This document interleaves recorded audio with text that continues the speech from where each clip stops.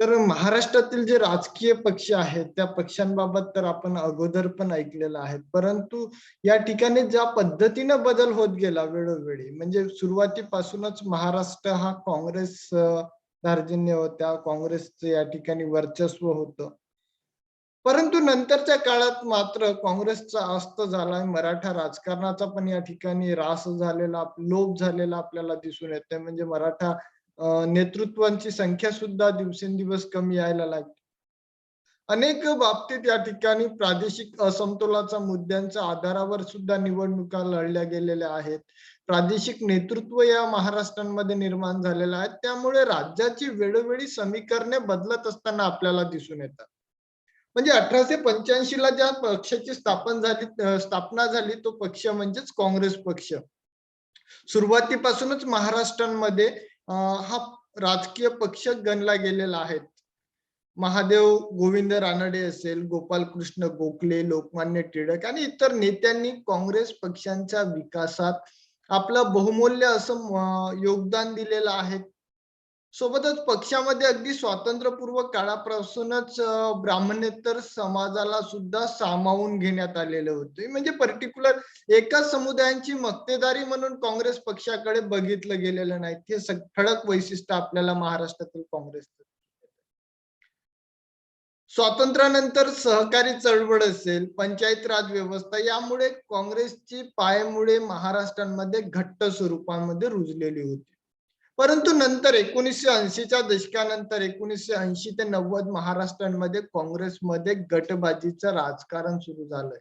म्हणजे पक्षांतर्गत संघर्ष आणि सर्वसामान्यांनी घेरल्यामुळे काँग्रेसची ताकद दिवसेंदिवस घटत गेलेली आपल्याला दिसून येते. महाराष्ट्रात एक पक्ष प्रभुत्व पद्धतीला धक्का बसला, इतर पक्षांचे बळ वाढले आणि आघाड्यांच्या राजकारणाला 1990 पासून सुरुवात झालेली दिसून येते. काही काळानंतर काँग्रेसलाही आघाडीचा पॅटर्न राबवावा लागला. म्हणजे आपण साहजिकच बघतो 1990 नंतर 1999 मध्ये इतक्या मोठ्या प्रमाणामध्ये शरद पवारांच्या नेतृत्वामध्ये काँग्रेस फुटून राष्ट्रवादी काँग्रेस पक्षांची स्थापना झालेली होती आणि 1999च्या निवडणुकीमध्ये स्वतःहून काँग्रेसला सुद्धा राष्ट्रवादीच्या मदतीनं सरकार स्थापन करता आले आणि तेव्हापासून सरळ बघतोय आपण तर एक पक्ष वर्चस्वाचा जो काही काळ होता तो संपलेला आहे. महाराष्ट्रामध्ये आघाड्यांचाच पॅटर्न सुरू आहे. कोणत्याही एका पक्षाला स्पष्ट बहुमत मिळताना आपल्याला अजिबात दिसून येत नाही आणि त्यामुळे काँग्रेसला सुद्धा तेव्हापासून म्हणजे आफ्टर 1990 म्हणजे 1990 नंतरच्या काळामध्ये काँग्रेसला पण तोच विचार करावा लागला, आघाडी पॅटर्न राबवावा लागला. कारण 1995 ची जी निवडणूक झालेली होती त्या 1995च्या निवडणुकीत भाजप आणि शिवसेना या पक्षांनी आघाडी पॅटर्न राबवून सत्ता संपादन केलेले होते आणि पहिले महाराष्ट्राचे मुख्यमंत्री म्हणून मनोहर जोशी हे शिवसेनेचे व्यक्ती गैर काँग्रेसी व्यक्ती पदावर आरूढ झालेले आपल्याला दिसून येते. मतदारांचा कलही या काळात बदलता राहिलेला दिसून येतो. कारण 99 नंतर 1995च्या निवडणुकीत भाजप शिवसेनेकडे आकर्षित झालेला मतदार हा 1999च्या निवडणुकीमध्ये पुन्हा एकदा आघाडी पॅटर्न कडे आकर्षित झाला. राष्ट्रवादी काँग्रेस आणि काँग्रेसकडे आकर्षित झालेला आपल्याला दिसून येतो. काही संशोधकांनी या पद्धतीचा अभ्यास करताना बदलत्या मतदार वर्तनाचा मागोवा घेण्याचा प्रयत्न त्यांच्या सर्वेक्षणातून करण्यात आलेला होता आणि हे विशेष सर्वेक्षण जे आहेत ते CSDS पुणे विद्यापीठाचं राज्यशास्त्र विभाग राजेंद्र होरा सर असेल, ते तर आता नाही आहेत, यशवंत सुमन सर असेल किंवा पर्टिक्युलर सुहास पळशीकर सर, नितीन बिरमल यांच्यासारख्या माध्यमातून पर्टिक्युलर निवडणुकीवर प्रत्येक वेळेस महाराष्ट्राच्या राजकारणावर लक्ष केंद्रित करून संशोधन केलं जातंय. निवडणूक पूर्व आणि निवडणुकीनंतरही मतदान वर्तनाचा अभ्यास केला जातोय. कदाचित त्यामध्ये 2014च्या निवडणुकीपूर्वी ट्रॅकिंग पोल म्हणजे एकाच मतदाराला 4दा ट्रॅक करणं आणि ट्रॅक केल्यानंतर त्याच्या विचारात त्याच्या पक्षीय म्हणजे पक्षांकडे आकर्षित होण्याच्या याच्यामध्ये बदल झाला का, वर्तनामध्ये बदल झाला का आणि वर्तनामध्ये बदल होण्याची कारणे कोणती होती त्यासाठी एकाच व्यक्तीला 5 वर्षात 4 ते 5 वेळेस ट्रॅक करण्यात आलेलं होतं. हा इतक्या मोठ्या पद्धतीने अभ्यास राज्यशास्त्रांमध्ये प्रॅक्टिकली स्वरूपात घेऊन त्यावर संशोधन केलेलं आपल्याला दिसून येते. आणि सगळ्यात महत्वाची गोष्ट, राजकीय पक्ष म्हणजेच काय? याची डेफिनेशन आपण साध्या सोप्या पद्धतीने वापरतोय का सत्ता प्राप्त करण्यासाठी संघटित लोकांचा समूह म्हणजे राजकीय पक्ष. साधी सोपी व्याख्या आहे, त्यामध्ये असा कोणताच एक संघटित समुदाय आहेत आणि तो फक्त सत्ता प्राप्त करण्यासाठी. कधी तो सत्ताधारी म्हणून वागतो तर कधी विरोधी पक्ष म्हणून सरकारवर टीका करण्याचं कार्य करणारा गट म्हणजेच राजकीय पक्ष असं आपण सहजतेनं त्याची डेफिनेशन करू शकतो. माणूस हा सामाजिक प्राणी आहे. अरिस्टॉटलने ज्या पद्धतीने माणसाचं वर्णन केलेलं आहे का त्याला जो आनंदी आणि सुखी समाधानी जीवन तो समाजातच व्यतीत करू शकतोय, अन्य ठिकाणी तो करू शकत नाही. जर अन्य ठिकाणी तो करत असेल तर एक तर तो रानटी असेल किंवा पशु असेल, असं अरिस्टॉटलने तत्कालीन काळांमध्ये वर्णनित केलेलं होतं. महत्वाच्या गोष्टी म्हणजे वेगवेगळ्या प्रकारच्या गट, संस्था, संघटना व्यक्ती स्थापन करतोय. वैयक्तिक आणि सामाजिक विकासासाठी त्याच्यावर अवलंबून असतो आणि राजकीय पक्ष ही अशाच प्रकारची एक संस्था आहे. आल्मंड आणि वर्बा हे कंपॅरेटिव्ह पॉलिटिक्स तुलनात्मक राजकारणाचे चांगले अभ्यासक होते. त्यांनी समाजातील विविध हितसंबंध गटांचे हितसंबंधी गटाचे हितसंबंध एकत्रित करण्याचे काम करतात अशी डेफिनेशन केलेली आहे. दबाव गटांचे कार्य त्यांच्यापेक्षा पूर्णपणे वेगळे असते. दबाव गट समाजातील विशिष्ट गटांचे हितसंबंध समाजापुढे मांडण्याचे आणि जोपासण्याचे प्रयत्न करतात, परंतु राजकीय पक्ष मात्र सर्वांचे हितसंबंधी जे काही असेल ते शासनापुढे त्याच्यापासून त्यांना लाभ मिळेल किंवा नाही मिळेल, परंतु त्या सगळ्यांच्या समस्या शासन दरबारी मांडण्याचं काम राजकीय पक्षांकडनं केलं जातं. ही सगळ्यात महत्वाची आल्मंड वर्बा यांची डेफिनेशन होती. राजकीय पक्ष दबाव गटांपेक्षा वेगळ्या स्वरूपाचे कार्य करतात. कामगार संघटना, विद्यार्थी संघटना, उद्योगपती संघटना, व्यावसायिक विविध व्यावसायिक संघटना, उदाहरणार्थ वकिलांचा असेल, प्राध्यापकांच्या संघटना असतील, ह्या संघटना दबाव गटांची उदाहरणे म्हणून बघता येईल. या दबाव गटांचे संस्थेमध्ये रूपांतर झालेले असते, म्हणजे स्थिरावलेले असतात. त्यांचे निश्चित असे सभासदही असतात. ते नियमित स्वरूपात वर्गणी गोळा करतात. सभासदांमधूनच आपल्या पदाधिकाऱ्यांची निवड करतात. नियम आणि कार्यपद्धतीचा समावेश असलेल्या घटना त्यांच्याकडे असतात.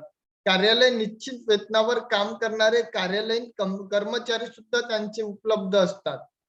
कार्यालयांसाठी स्वतंत्र इमारत असते, इत्यादी सर्व गोष्टी असतात. ते ही संबंधित गटांचे आपले हित संबंध जोपासण्याचा प्रयत्न करताना आपल्याला दिसतात. समाजांच्या हितांपेक्षा त्यांच्या गटाचे हित संबंध राखण्यात त्यांना अधिक रस असतो आणि काही वेळेस मागण्या अतिरेकी स्वरूपाच्या वाटतात. मागेल ते सर्व मिळेलच याची त्यांना खात्री नसते, त्यामुळे ते अधिक मागणी करतात आणि काही प्रमाणात अतिशयोक्ती केल्यास वाटाघाटीनंतर थोडे तरी त्यांच्या पदरी पडेल अशी त्यांची धारणा असते. अशा संस्था वाटाघाटीमध्ये तरबेज असतात.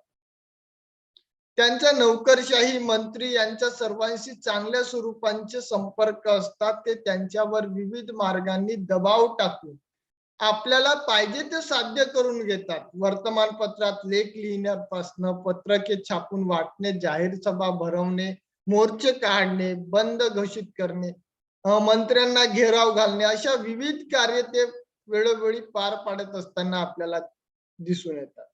परंतु राजकीय पक्ष समाजातील केवळ एकाच व्यक्तीचं, एकाच हितसंबंधी गटांचं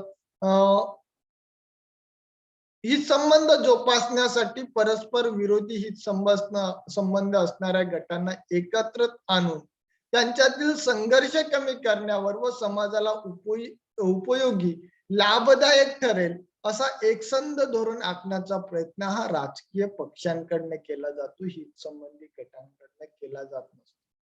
हितसंबंधी गट म्हणतात की माझं झालं आणि मी वेगळा होतोय, परंतु राजकीय पक्ष जे आहे तो पर्टिक्युलर दोन्ही बाजूच्या गटांना एकत्रित आणण्याचा प्रयत्न वेळोवेळी करताना दिसतात. दोन्ही गटांमध्ये परस्पर समन्वय साधण्याचा प्रयत्न राजकीय पक्षांकडून वेळोवेळी होताना आपल्याला दिसून येतो. अमेरिकेमध्ये विशेषतः घटनाकारांनी ज्यांनी संविधान निर्माण केलं अमेरिकेत, ते राजकीय पक्षांच्या विरोधात होते. त्यांना राजकीय पक्ष नको होता. कारण अमेरिकेचे तत्कालीन पहिले अध्यक्ष कोण होते?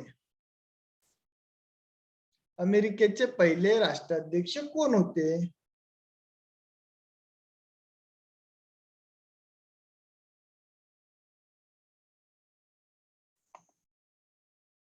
कोण होते अमेरिकेचे पहिले राष्ट्राध्यक्ष? Withdraw Wilson. विड्रो विल्सन होते का? कोणी म्हटलं विड्रो विल्सन?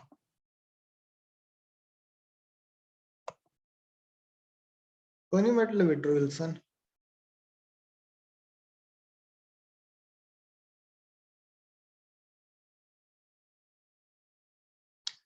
जॉर्ज वॉशिंग्टन हे पहिले अध्यक्ष होते अमेरिकेचे. लक्षात ठेवाल तुम्ही. विड्रो विल्सनचा अभ्यास तुम्ही जे करतात ना, तो ऍडमिनिस्ट्रेशनच्या दृष्टिकोनातून करतात. त्यांनी खूप मोठ्या पद्धतीने ऍडमिनिस्ट्रेशन म्हणजेच याच्यावर धोरण आखलेलं होतं प्रशासनावर, आणि त्यांचा संबंध आपल्याला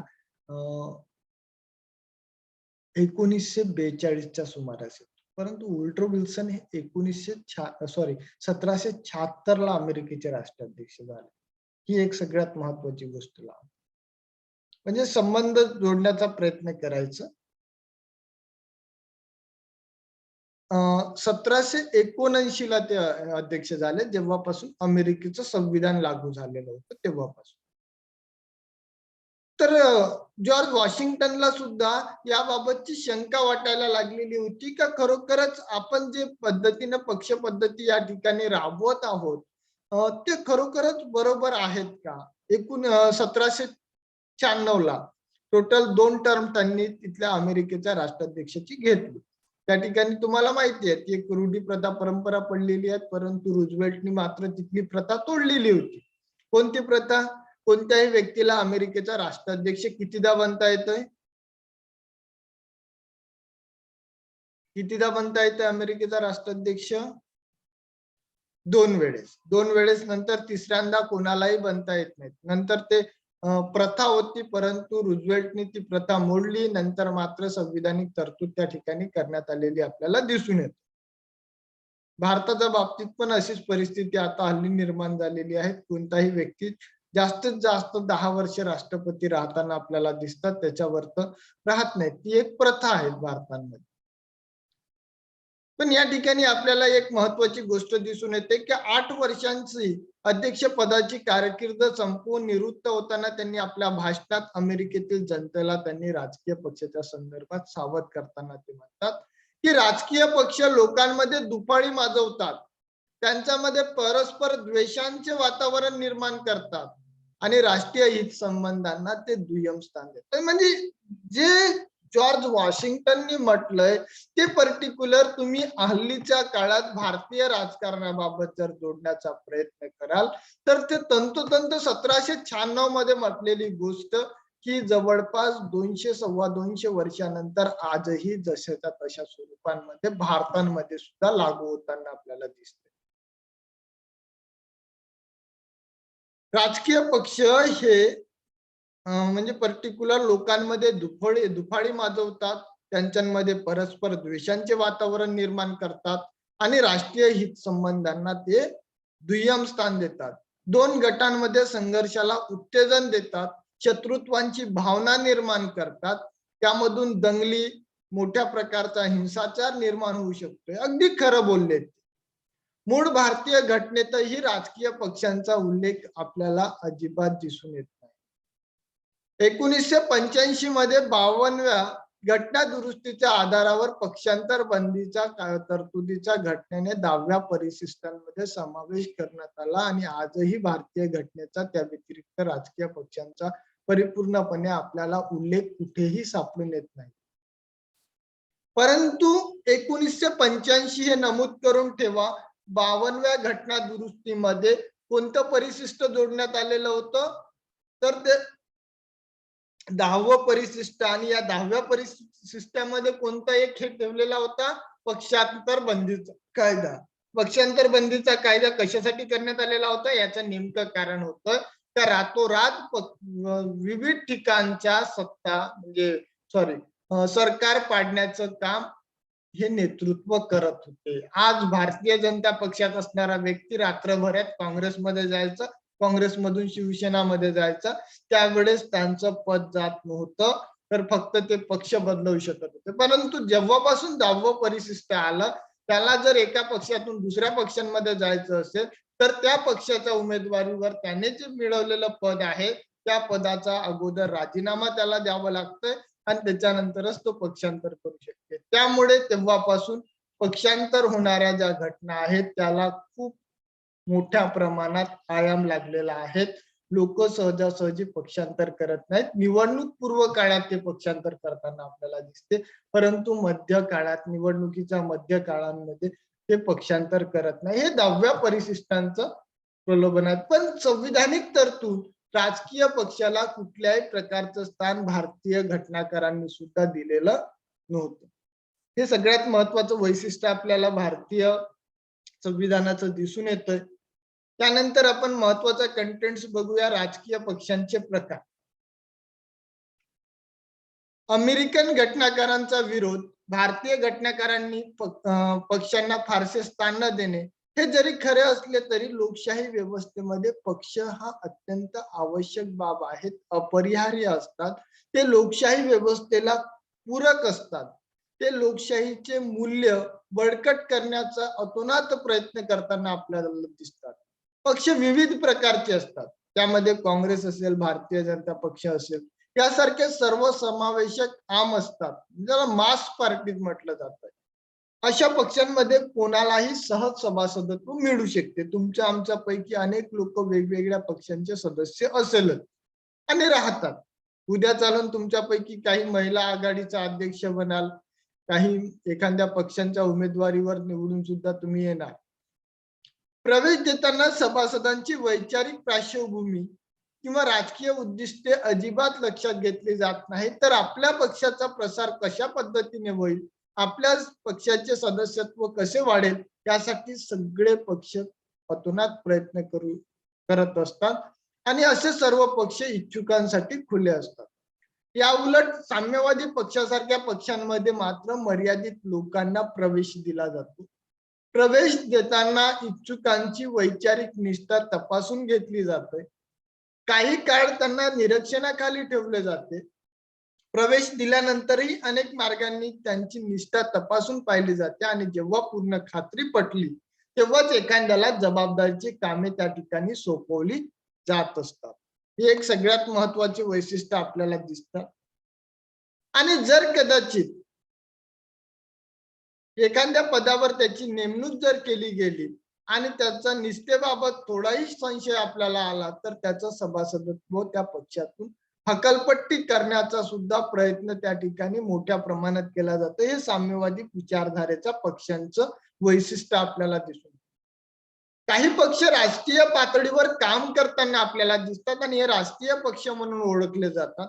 या उलट काही विशिष्ट प्रदेशातच कार्यरत असणारे पक्ष असतात, त्याला आपण प्रादेशिक पक्ष म्हणतो. हे दोन प्रकारचा. आणि त्याहीपेक्षा तिसरा जो पक्षाचा प्रकार आहे, तो एकदम स्थानिक लोकल पार्टीज म्हणून राहते. ती एखाद्या प्रदेशातील एखाद्या भागांमध्ये फक्त 1-2 सीटांची उमेदवारी जिंकण्यापुरतीच मर्यादित असते. उदाहरणार्थ जिल्हा परिषद नागपूरची ज्यावेळेस पोटनिवडणूक झाली किंवा अगोदरची एक निवडणूक झालेली होती, त्यावेळेस गोंडवाना गणतंत्र पक्षांचा आपण उल्लेख घेऊ शकतोय.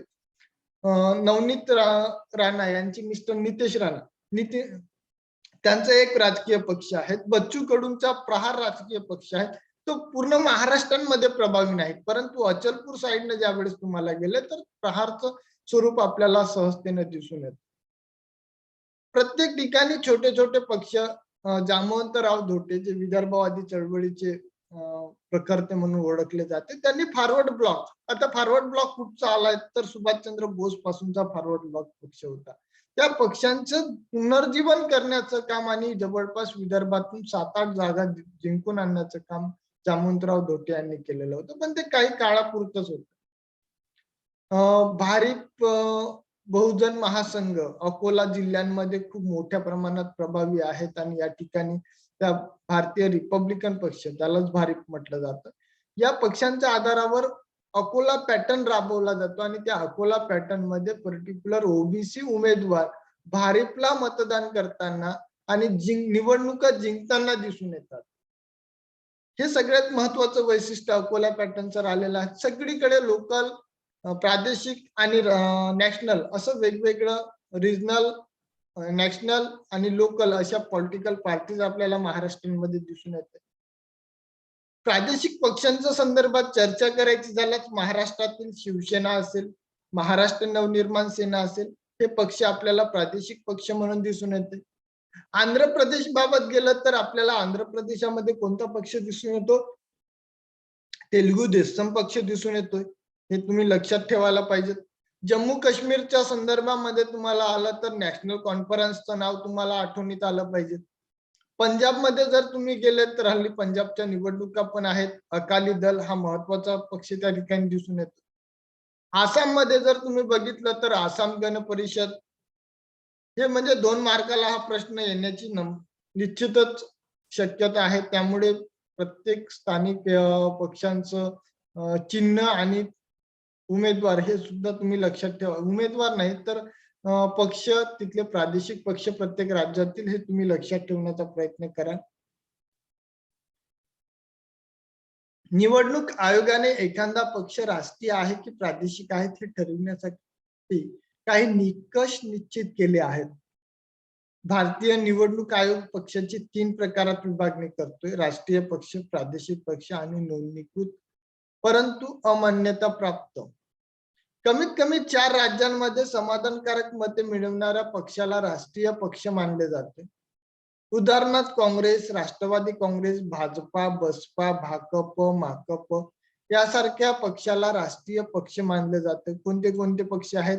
काँग्रेस आहेत, राष्ट्रवादी काँग्रेस आहेत, भाजप आहेत, बसपा आहेत, भाकप आणि माकप असे एकूण 6 पक्ष कोणते पक्ष आहेत? हे राष्ट्रीय पक्ष आहेत.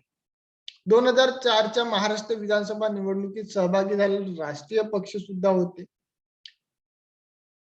त्याहून कमी राज्यांमध्ये समाधानकारक मते मिळवणाऱ्या पक्षांना प्रादेशिक पक्षांचा दर्जा दिला जातोय. उदाहरणार्थ महाराष्ट्रात शिवसेना. अनेक राज्यांमध्ये अस्तित्व असले तरी असमाधानकारक मतं मिळणाऱ्या पक्षांची नोंदणीकृत परंतु अमान्यता प्राप्त मानले जाते. विविध राज्यांमध्ये शिवसेना सुद्धा निवडणुका लढतात, परंतु त्यांना जो काही क्रायटेरिया आहे तो क्रायटेरिया ते क्रॉस करताना आपल्याला दिसून येत नाही. अमान्यता प्राप्त असलेल्या लोकमान्यता असा अभिप्रेत आहेत. उदाहरणार्थ अखिल भारतीय हिंदू सभा, अखिल भारतीय सेना, भारिप बहुजन महासंघ. दुसऱ्या राज्यांमध्ये प्रभावी असलेल्या काही प्रादेशिक पक्षांनीही महाराष्ट्र विधानसभा निवडणुका लढवल्या आहेत. उदाहरणार्थ समाजवादी पार्टी, आणि त्यांचा एक उमेदवार प्रत्येक वेळेस निवडून सुद्धा येतो समाजवादी पार्टीचा.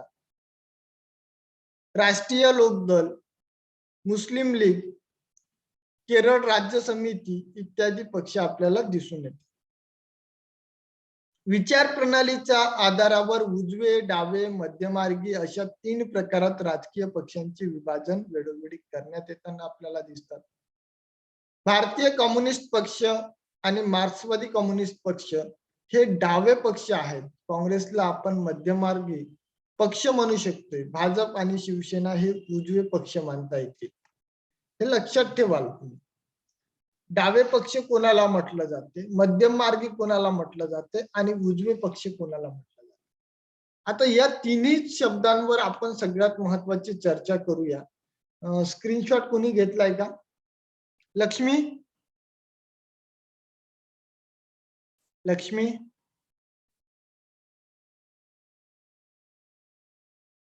आवाज येतोय?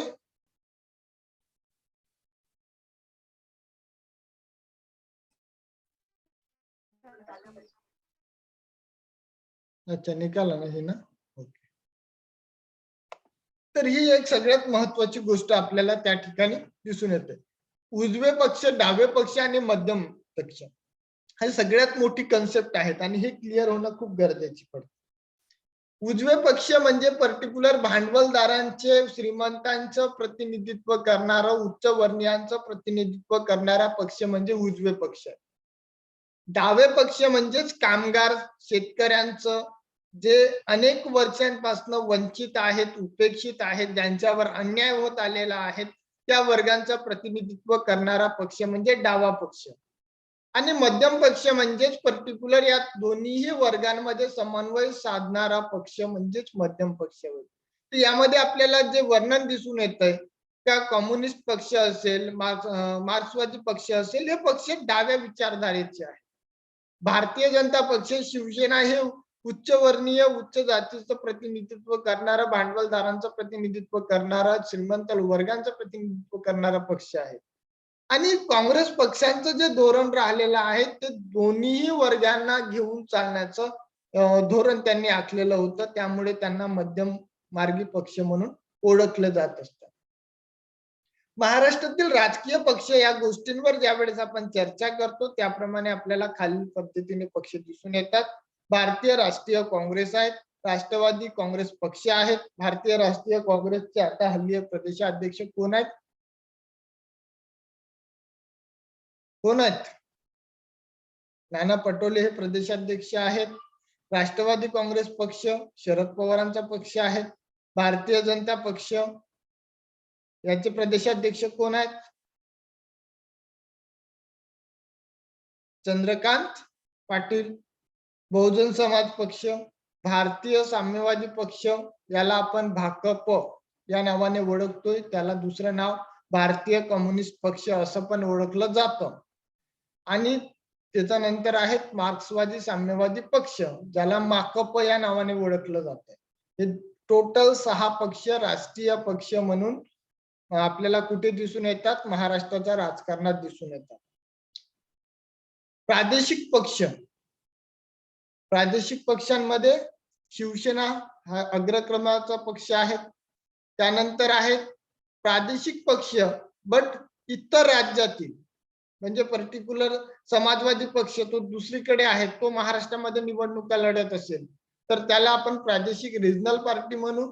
परंतु तो रिजनल पार्टी कुठचा आहे? दुसऱ्या राज्यातील आहे. ऑल इंडिया फॉरवर्ड ब्लॉक, मी जामवंतराव धोटेंचं उदाहरण तुम्हाला दिलेलं होतं.